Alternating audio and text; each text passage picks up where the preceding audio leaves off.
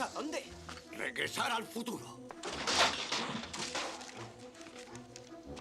Un momento, ¿qué estás haciendo, Doc? Necesito combustible. Vamos, deprisa. Sube al coche. No, de eso nada. Acabo de llegar. Jennifer y yo nos vamos a dar una vuelta con el todoterreno. Bueno, que nos acompañe. También le concierne a ella.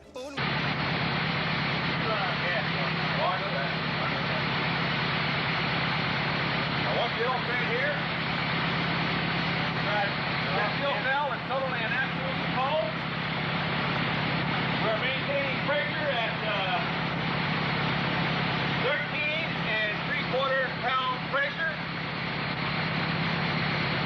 The amount of voltage applied, the speed of the alternator is 5 volts and 2 amps or 10 watts of electrical energy is now being applied to the alternator. We use the alternator as an amp restrictor and allow the hose to take over. That's the exact same operational condition that he operated at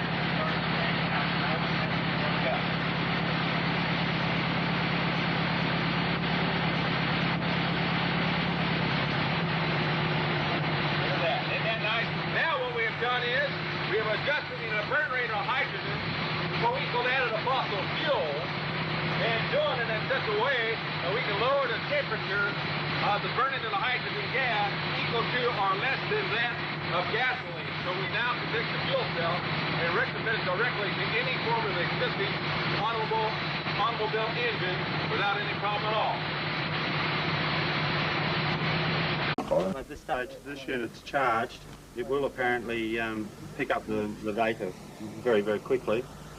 Because we've charged it, it's now HOH, hydrogen, oxygen and hydrogen, easily separate. I'll just touch it so that you can see it coming away from the actual unit. See how that's producing there? And now I just touch the ignition. That's still connected. I'll now disconnect. Watch the unit.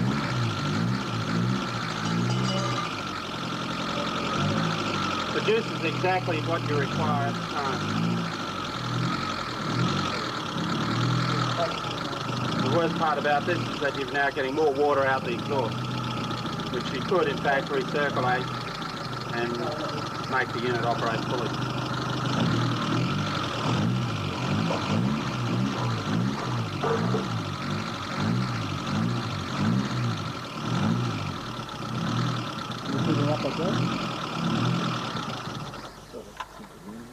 Yeah, but it's no good. No? Well, blow yourself up with that thing. What do you actually wire it up to then? Nothing. Plastic lever. Nothing at the moment. That's wired up to itself because it's charged. Like a battery. Yeah, it becomes a battery. You can't do that. So, 3 minutes or 3 miles Yeah, to become well, we had this run for about 5 minutes before. Yeah. No difference now. So that's producing its own gas. You see right. the gas? Yeah. Right? And when you hook it up to original battery, then your water fills full of... See how that vapour immediately comes off?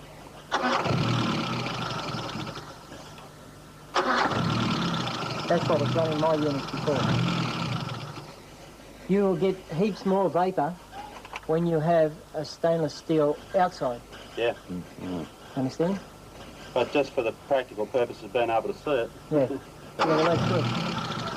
So that's now with it, now connected. To the gas and bottom. Oh, no, that's no good. See, actually that verifies my idea on these polythene expandable units. Because you can see that it's only using still the gas what it is pulling off under its own, see? And it's not using any of this other. Yeah, You see that? That means that when you have a flexible unit, the gas you produce with current expands the unit. if you didn't have it attached to your battery and just use When that, she's charged, yeah. fully charged, that She'll start running. that could still run without extension. Yeah. So we've got a pressure gauge. Means that you haven't got your vacuum lift on the water. Right. Is that right? Yeah, right, yeah. When you've got a solid container, you can lift that amount of water clean out through the top. Yeah. Because you take off your vacuum. There you got pressure because the lid is pressurising. Yeah, right. Does that make sense? Yeah. Good.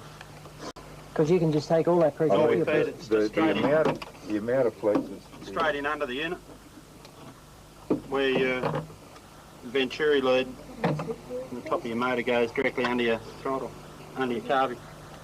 These are just lead up. We're putting the gas directly in where the exhaust gas or the bypass blow gas that comes from the top of the motor goes directly under your throttle. It's under the carburetor, so that you've got maximum vacuum direct in. okay.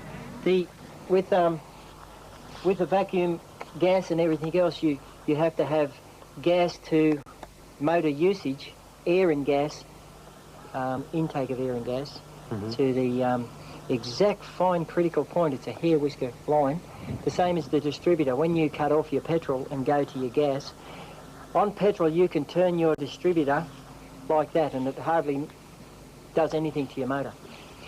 When you put the gas on, you move it Minimally. not even the width of a piece of flaming paper, and your motor will shake like anything or shake like anything either way, and you have to hit that exact point or else you won't get your efficiency, you won't get your motor to run. Changing the distributor. Your distributor has to come when you cut off your petrol. If you run